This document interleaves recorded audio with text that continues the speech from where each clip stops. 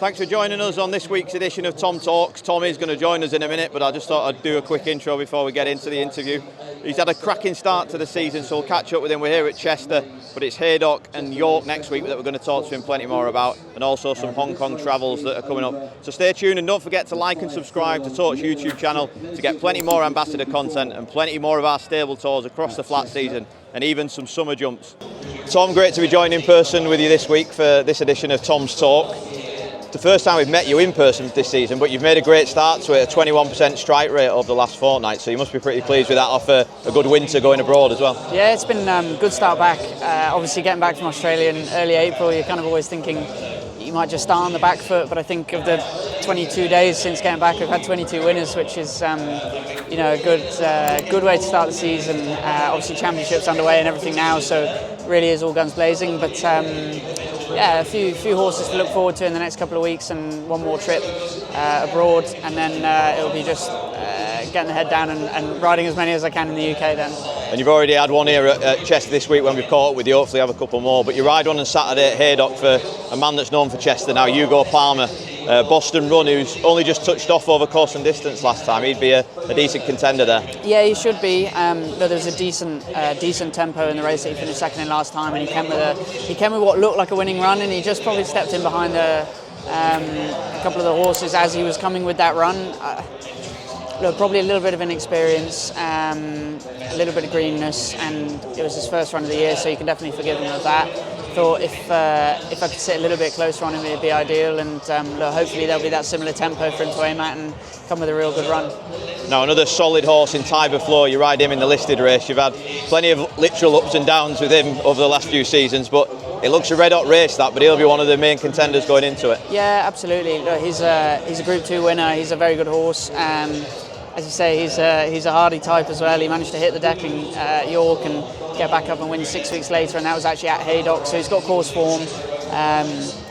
I've not sat on him, but I've seen him in the yard in the mornings, and he looks fantastic. Chris, who rides him every day, knows him really well, and she says he feels super. So I'll take that on trust and believe her with that one. So looking forward to getting back aboard him.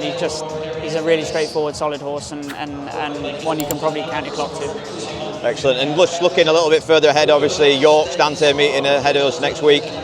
William Haggas loves runners at York, as everybody likes to say, but how's the team shaping up at home ahead of that week? Yeah, it's obviously a big week. So we've got sort of ground dependent horses in the likes of Hamish. Obviously he hasn't gone around this week in the Ormond like he normally does. Because of that, I don't think it looks like there's going to be enough rain for him. We've got new recruit Tom Marquand. She ran over in Dubai. Didn't think she ran a bad race considering how slow we went. She pulled pretty hard and just wasn't an ideal setup at all for her. But look, York, big open galloping track. She's a winner there. I think she won the Bronte. It was when she was with Henry de Bromhead. That was a good win. Some of her best form. So looking forward to that. And obviously William will have a few in those handicaps. I'm sure once he starts fiddling through them and deciding what's going to go, it usually ends up being a pretty fun week. And just a few to touch on while we're catching up in person. Some of the big names from last year that maybe not going anymore, but you can give us an update on. Porta Fortuna was obviously a big name for you. Yeah. She runs, but you're away at the time. So. Yeah, she was champion of the division last year, really. She's a very, very, very high-class filly. Sadly, I'm having to go to Hong Kong on the weekend. She's having a comeback run in Group 2, I think, but by the sounds of it, she's certainly going to have an entry there anyway. So, look, hopefully I can get back on her at some point in the season and get back to winning ways. But she's a top-class filly, and the only blip on her CV was Breeders' Cup, and that came at the end of quite a long year in the end. That takes me on nicely to obviously Big Evs. You had a great partnership. Big Mojo, you're creating just as good a partnership with, and hopefully can go just as far. Yeah, he's looks an extremely talented individual. Obviously won the trial at Ascot the other day. The debate now is whether he goes 5 or 6 furlongs for the Royal Meeting. It's a tough one. He's got loads of speed. He's definitely got stronger and faster over the winter. But it's if you come back to the 5 furlongs to take on the older horses, or do you stay at 6 against the 3-year-olds? So Mick and the team are all discussing heavily, and by the sounds of it, he might run at Haydock in between. So that could be a bit of a pivotal sort of pivotal moment in which line he takes, but he's going to be a fun sprinter for the year ahead. And is it 5 or 6 at Haydock? I can't remember. Is it 6? I think he's back to 5 at Haydock. 5, okay, yeah. And then because he has an entry at York as well over 6. Yeah, but that's it. Look, I think the Haydock race looks a bit more attractive in the fact that it will really decide which way he goes. So, yeah, he's one to look forward to regardless of whether it's 5 or 6 though.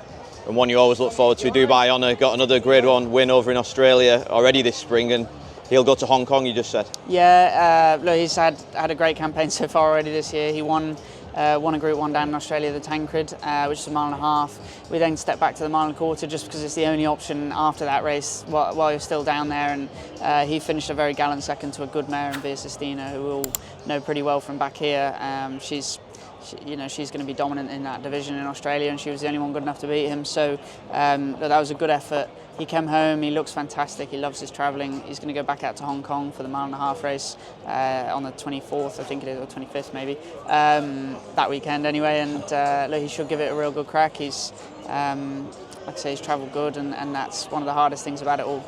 And just away from them names I've mentioned, is there any that we should be keeping an eye on with to follow throughout the season, either that you've sat on at home that have been pressure or ones to follow on the course? Yeah, look, we've had a few nice ones step out lately. I think one that really impressed me was Scoville the other day. He won at Windsor. He was impressive in the way in which he won, and to be honest, felt like a really nice horse.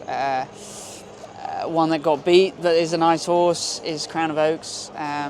He's lovely. He wants a trip, and it's definitely one to keep an eye out for as well. Perfect, nice one, Tom. Good luck for the rest of the week. Cheers.